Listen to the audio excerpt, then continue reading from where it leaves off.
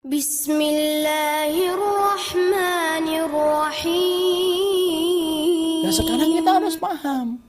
Sebelum kita membahas, ngubek-ngubek satu persatu, kemudian kita menyibak satu persatu apa yang kemudian kita harus lakukan selaku orang tua, selaku ini merupakan kewajiban yang kita harus tunaikan supaya kita mendapatkan benih dari anak-anak yang solih dan anak-anak yang taat kepada Allah. Yang kita harus kerjakan adalah, kita harus paham dulu. Apa yang Allah akan berikan kalau kemudian kita ini memiliki anak itu solih dan taat kepada Allah. Maka kemudian Imam Qurtubi itu menyampaikan setidaknya ada 3 poin yang Allah kemudian akan berikan kepada kita ketika kita berhasil menjadikan anak-anak kita itu taat kepada Allah Subhanahu wa taala. Yang pertama, anak itu kalau taat kepada Allah Subhanahu wa taala, anak itu solih kepada Allah itu, anak itu bisa memberikan syafaat kepada orang tuanya. Dan saya sudah sering menyampaikan dalam banyak kesempatan. Syafaat itu terbagi menjadi 2. Syafaat amah, ada syafaat khasah. Ada syafaat umum, ada syafaat khusus. Syafaat khusus itu miliknya Rasulullah SAW. Ada syafaat amah. Syafaat amah itu syafaat umum. Salah satu yang bisa memberikan syafaat dalam kehidupan kita itu apa? Salah satu perkara yang bisa memberikan syafaat kepada kita itu anak-anak kita yang taat kepada Allah. Makanya dalam hadis riwayat Muslim diterangkan itu kepada kita. Disampaikan oleh Rasulullah SAW. Ketika Rasulullah menerangkan dalam satu riwayat, ada anak-anak bersama orang tuanya yang dihisap oleh Allah. Anak-anaknya, karena keimanan dan ketaatan dia lebih besar daripada orang tuanya, anak-anak mereka yang lebih dulu menyelesaikan hisapnya melewati sirat. Sampai mereka berhenti di depan pintu surga. Tinggal masuk surga. Orang tuanya masih di belakang dengan hisap yang berat. Dan kita harus paham ya, kesolihan di akhirat itu indikatornya gampang. Kalau hisapnya ringan, nah itu dia pernah itu orang solih.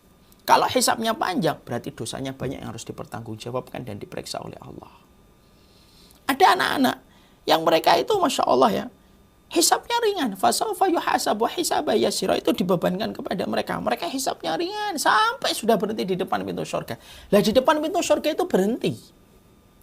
Ketika kemudian anak-anak itu sudah di depan pintu surga kemudian berhenti, Allah berfirman, udkhulul jannah, masuklah kalian ke surga.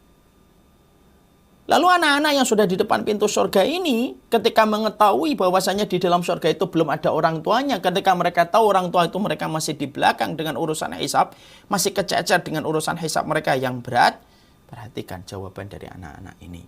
Di depan pintu surga menjawab apa yang disampaikan oleh Allah. Fima makna mereka menjawab, lan nadkhulal jannah hatta yati abauna wa ammahatuna. Ya Allah, kami belum bisa masuk surga. Ya Allah, sampai kami berjumpa dengan orang tua kami. Allah mengulang kembali, udkhulul jannah, masuklah kalian ke surga. Sudah selesai perbuatan kalian dihisab dan tidak ada balasan bagi kalian kecuali adalah surga.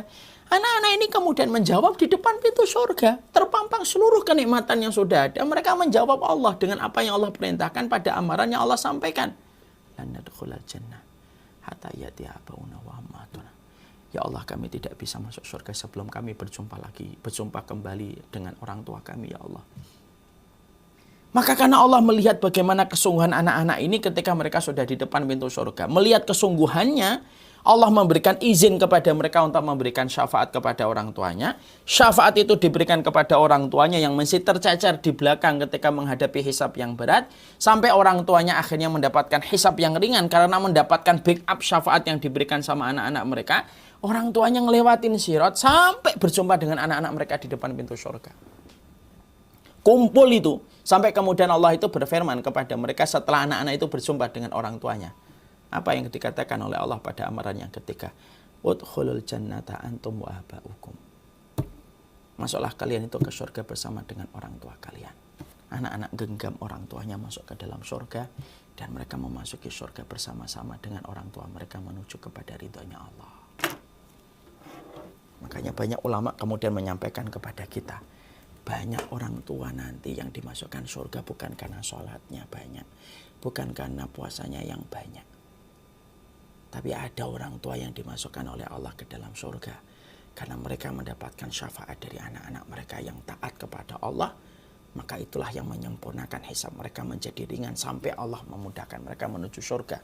Karena anak mereka yang menunggu mereka di depan pintu surga. Ada nggak yang lebih indah daripada pemandangan orang tua ketika melihat anak, kecuali anak menjadi penyebab syafaat bagi orang tua? Makanya ini yang membuat saya selalu iri, betul. Saya tidak pernah iri kalau saya mendapati ada teman saya, anaknya ganteng, anaknya pinter. Dalam urusan ilmu-ilmu dunia, saya tidak pernah iri. Karena saya tahu itu merupakan bagian dari irisan takdir yang Allah berikan. Tapi saya itu iri, betul. Kalau saya mendapati ada orang tua yang mendapati anaknya itu taat kepada Allah, anaknya hafal Quran gitu.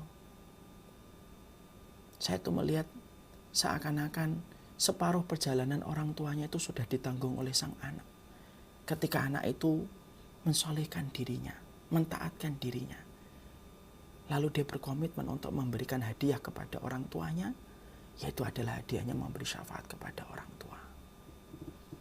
Bapak Ibu pernah nggak ngobrol dengan seorang santri usia 16 tahun hafal Al-Quran di salah satu pondok? Saya tanya, motivasinya apa ngafalin Quran sampai usia muda 16 tahun sudah hafal 30 juz? Jawaban dari santri itu, Masya Allah, santri itu jawabnya apa? Saya pengen ngasih tajul wakor sama orang tua saya, Ustadz. Saya pengen ngasih mahkota untuk orang tua saya. Saya dapatkan jawaban itu bukan ketika acara yang disetting. Acara ngobrol normal, gak ada yang tahu kecuali saya dengan dia, seorang anak 16 tahun, hafal 30 juz. Lalu berkata kepada saya pengen ngasih tajul wakor, Ustaz. Saya tuh sampai ketika mendengar tuh merinding kulit saya. Dan itulah yang sejatinya kemudian kita dapatkan. Kalau kemudian kita ini berhasil untuk mendidikan anak kita itu anak yang taat kepada Allah. Maaf ya, anak kita kalau hanya kaya, mungkin kita akan merasakan manfaatnya. Kalau dia hanya kaya tetapi tidak taat sama Allah, kita akan merasakan manfaat kekayaannya ketika di dunia. Tepat ketika meninggal dunia tidak ada lagi manfaatnya untuk kita. Kalau anak kita kemudian yang kita dapatkan hanya terkenal, mungkin kita akan mendapatkan manfaatnya ketika kita masih hidup. Tapi tepat ketika kita menutup mata, berpindah ke alam barzah, tidak ada yang bermanfaat untuk kita. Ketika kemudian kita itu di dalam alam kubur kita.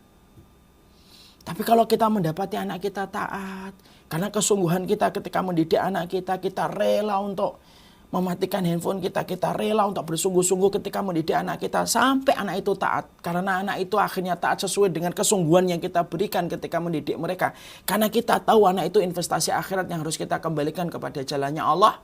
Wallahi, yang Allah berikan dan Allah berikan kepada kita, yang Allah bayarkan kepada kita cash dan kontan. Anak itu menjadi anak yang taat kepada Allah dan kelak akan memberikan kepadamu syafaat.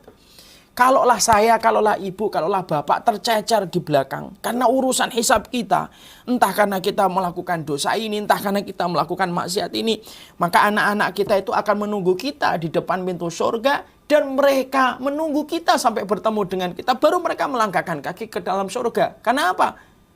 Karena anak yang taat kepada Allah itu ngerti tidak ada kebaikan bagi mereka kecuali bersama dengan orang tua mereka. Makanya Masya Allah, pantas kalau sampai kemudian kita akhirnya mendapati kenapa banyak doa di dalam Al-Quran itu menerangkan bagaimana doa itu memerintahkan kita meminta anak yang solih. Kalau kita membaca Al-Quran, kita akan jumpai di dalam Al-Quran redaksi untuk meminta anak yang solih itu bukan hanya 1 dan 2, banyak sekali. Ada Rabbi auzi'ni an ashkura ni'mataka allati an'amta alayya wa an a'mala salihan tardah wa aslih li fi dzurriyyati inni tubtu ilaika wa inni minal muslimin. Ada Rabbi habli minas salihin. Ada Rabbana hablana. Belum lagi di dalam sunnah, Allahumma faqihu fiddin, Allahumma aksir malahu wa walatu. Kenapa banyak sekali redaksi doa yang diajarkan di dalam kitabullah dan sunnah ketika kita meminta anak yang solih? Secara tidak langsung ada pelajaran. Karena kalau kamu berhasil menjadikan anakmu solih dan anakmu taat, salah satunya dengan doa yang kamu panjatkan, anak itulah yang akan menunggumu di dalam pintu surga. Syukran ya Rabbi, syukran, hadaita qalbi, syukran.